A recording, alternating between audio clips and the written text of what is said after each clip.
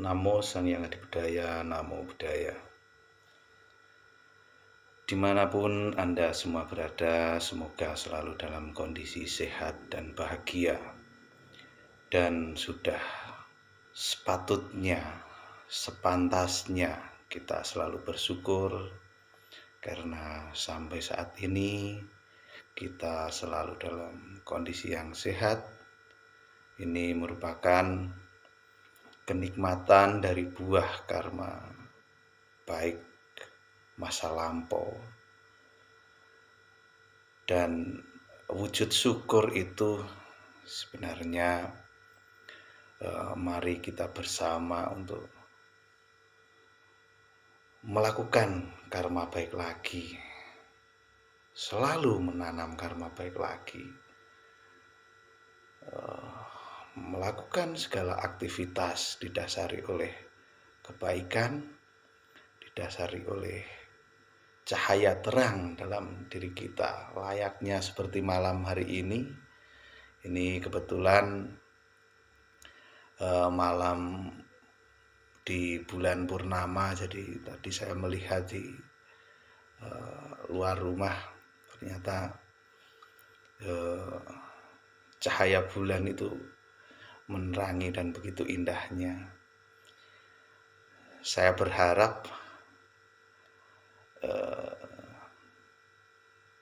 cerahnya diri Anda juga seperti cahaya rembulan yang malam hari ini bersinar dan menerangi di kegelapan. Jadi baik melalui pikiran, melalui ucapan, dan melalui perbuatan badan jasmani, harapannya juga Anda didasari oleh kecerahan yang ada dalam diri Anda. Baik, pada kesempatan kali ini saya akan mengajak Anda semua untuk mengulang kembali, mengingat kembali apa yang sudah diajarkan oleh Guru Agung kita, Sang Buddha. Sang Buddha mengatakan bahwa segala sesuatu yang berkondisi itu tidak akan lepas dari 3 ciri keberadaan, atau kalau kita pada umumnya menyebutnya tilakana. Salah satunya yaitu bahwa segala sesuatu yang berkondisi itu adalah saling keterkaitan antara satu dengan yang lain. Tidak ada inti yang kekal. Kalau Mahabhiksu Thich Nhat Hanh ada satu kata untuk menggambarkan atau mewakili dari sesuatu yang saling keterkaitan antara yang satu dengan yang lain, itu menyebutnya interbeing. Jadi kalau kita hidup sebagai makhluk individu, badan kita juga terdiri dari beberapa unsur. Baik ada unsur padat, unsur cair, unsur panas, ada unsur udara di sana. Begitu juga dengan yang disebut sebagai manusia ini juga terdiri dari ada jasmani dan rohani, ada batin, ada fisik, dan semua itu saling keterkaitan sehingga membentuk apa yang disebut sebagai manusia itu sendiri. Begitu juga dengan konteks ketika kita hidup sebagai makhluk sosial atau menjadi bagian dari masyarakat, bagian dari alam semesta ini, maka kita juga ada timbal balik, ada suatu yang saling keterkaitan antara kita dengan lingkungan kita, kita dengan alam, kita dengan orang lain, kita dengan binatang, tumbuhan. Itu juga kita saling keterkaitan.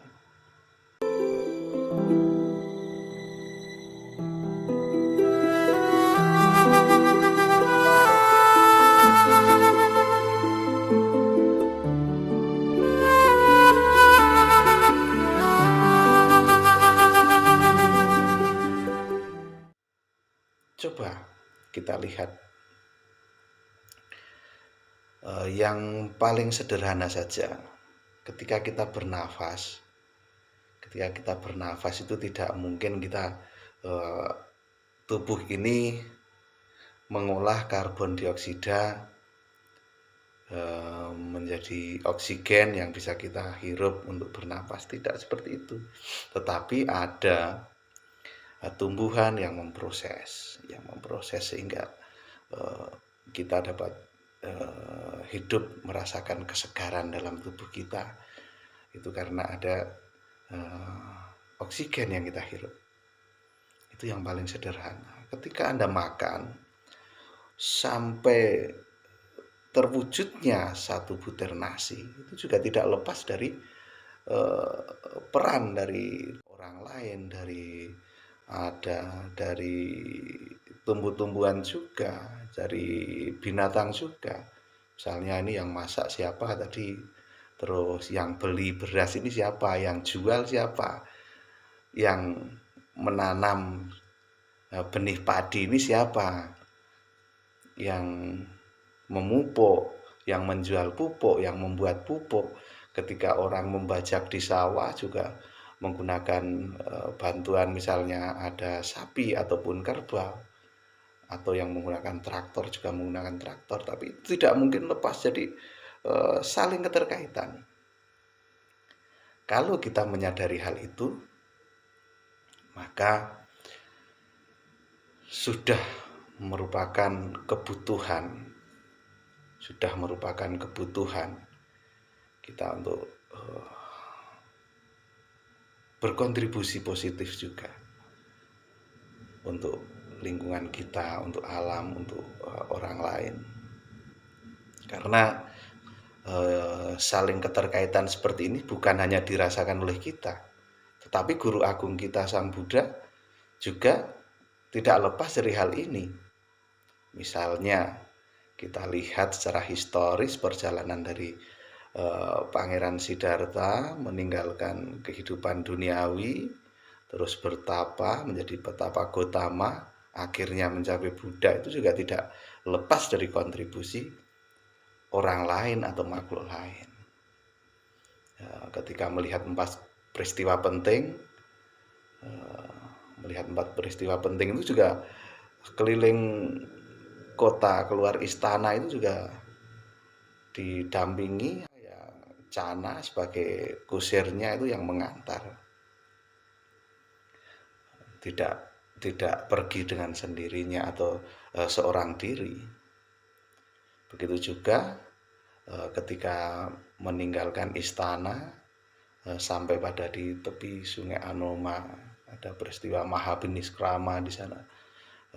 Seorang pangeran yang meninggalkan kehidupan duniawi menjadi seorang pertapa. Di sana sampai di tepi Sungai Anoma pun diantar oleh Kantaka dan juga Cana. Setelah berjalannya beliau menjadi seorang pertapa, berguru kepada Alaraka Lama, Udaka Ramaputa, bertemu dengan 5 orang pertapa, itu juga ada kontribusi dari orang lain di situ. Setelah bertapa, ada sekelompok pengamen yang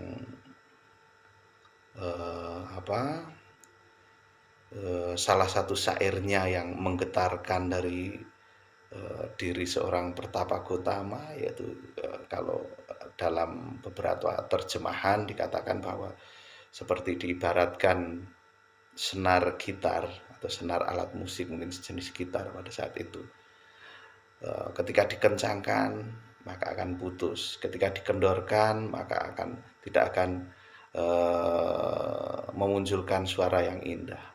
Begitu juga dengan praktek bertapa, ketika ekstrim penyiksaan diri pun fisik ini tidak akan kuat, sehingga tidak akan mencapai apa yang menjadi tujuan, yaitu pencerahan batin atau Buddha itu sendiri. Kalau terlalu kendor dengan hanya untuk memenuhi keinginan, kesenangan dari indrawi, itu juga tidak akan mencapai tingkat pencerahan tertinggi. Dengan menyadari hal itu, maka Petapa Gotama meninggalkan praktek ekstrim menyiksa diri selama 6 tahun itu, menyiksa diri. Praktek itu diakhiri oleh beliau. Pada saat itu juga ada namanya Sujata yang mempersembahkan makanan sehingga secara fisiknya dari tubuh Petapa Gotama itu juga memiliki kekuatan kembali, kesegaran kembali. Itu juga tidak lepas dari kontribusi atau dukungan hal positif dari manusia-manusia atau orang-orang di sekitarnya.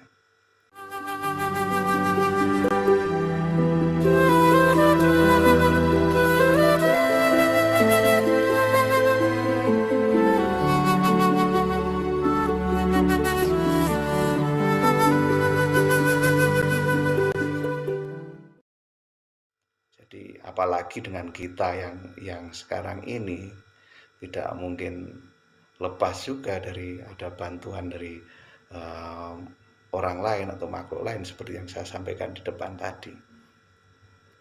Nah, ketika kita menyadari hal itu, maka segala bentuk aktivitas kita untuk kebahagiaan diri kita sendiri maupun orang lain maupun lingkungan sekitar kita, aksi-aksi kemanusiaan itu sudah menjadi suatu kebutuhan bagi kita, bukan hanya sebatas pada kewajiban. Ingat, bukan hanya sebatas kewajiban, tapi ini merupakan kebutuhan bagi diri kita. Dalam pelajaran bertahap yang diajarkan oleh Guru Agung kita Sang Buddha atau Anupubbhikata, beliau mengajarkan bahwa dana dan sila ini merupakan bagian dasar perbuatan yang semestinya dilakukan oleh manusia dalam kehidupan sehari-hari. Memiliki berderma, memberi, itu merupakan kebutuhan bagi kita. Bukan karena kita untuk memperoleh keuntungan dalam diri kita, tetapi dengan kita berdana, memberi, dengan kebahagiaan sebelum kita memberi, kebahagiaan waktu kita memberi, dan kebahagiaan setelah kita memberi, itu maka akan menimbulkan kebahagiaan bagi diri kita maupun orang lain yang menerima persembahan kita, menerima dana dari diri kita. Dengan kita melakukan hal itu, maka ya kita menjalankan hidup akan bahagia. Orang yang rajin sering berdana itu jarang ada orang yang iri, dengki, benci kepada orang yang seperti itu. Dan selain berdana, menjaga sila itu juga merupakan kebutuhan bagi seseorang untuk hidup merasa nyaman, damai dalam kehidupan, baik dalam dirinya maupun kehidupan bermasyarakat. Menjaga sila itu memang sangat sulit, lebih mudah itu melanggar sila daripada menjaga sila. Jadi menjaga sila kadang sebagai perumah tangga seperti saya, seperti Anda mungkin yang berumah tangga, seorang garawasa itu menjaga 5 sila. Menjaga 5 sila saja kadang juga lupa, kadang tidak lupa juga menggunakan pembenaran sendiri. Misalnya membunuh binatang, menyakiti orang lain, mencubit dengan sengaja untuk menyakiti, kita juga ada pembenaran, misalnya ini karena tujuan saya begini, mengambil barang yang tidak diberikan, ada sesuatu misalnya bukan miliknya tapi diambil, ada pembenaran dalam dirinya, oh saya ini menyimpan ini bukan bukan mencuri, ini saya menyimpan supaya aman, tidak ada orang lain yang mengambil. Begitu juga melakukan asusila, berkata kasar pada orang lain, berbohong, ada dalih-dalih berbohong untuk kebaikan misalnya, mengkonsumsi makanan dan minuman yang melemahkan kesadaran, juga kadang ada berdalih, ada pembenaran-pembenaran dalam dirinya. Jadi ketika menjaga sila itu sebenarnya kunci pokoknya adalah pada kejujuran dalam diri kita sendiri. Kita tidak bisa menilai sila orang lain seperti apa, moralitas orang lain seperti apa, tidak bisa. Tetapi kita bisa menilai diri kita sendiri. Apakah saya menjaga sila, menjaga moralitas atau tidak? Itu yang tahu diri kita. Maka kejujuran dalam diri Anda itu sangatlah penting ketika untuk menjaga sila. Seseorang yang menjaga sila maka hidupnya akan terlindungi. Begitu juga dengan menjaga sila akan melindungi sesama. Orang yang moralitasnya terjaga, etikanya terjaga, silanya terjaga itu juga jarang ada orang yang memiliki kebencian terhadap orang seperti itu, yang tidak pernah menyakiti orang lain kok dibenci seperti itu kan jarang sekali. Tetapi kalau kita sering melanggar sila dengan sengaja berkata-kata kasar, berbohong, menyakiti hati orang lain walaupun mungkin dengan diri kita tidak ngomong langsung, tapi di belakang itu orangnya seperti ini gitu. Jadi ketika kita dalam kehidupan bermasyarakat, maka berdana dan melaksanakan sila itu merupakan kebutuhan, bukan sebatas pada kewajiban. Jadi berdana memiliki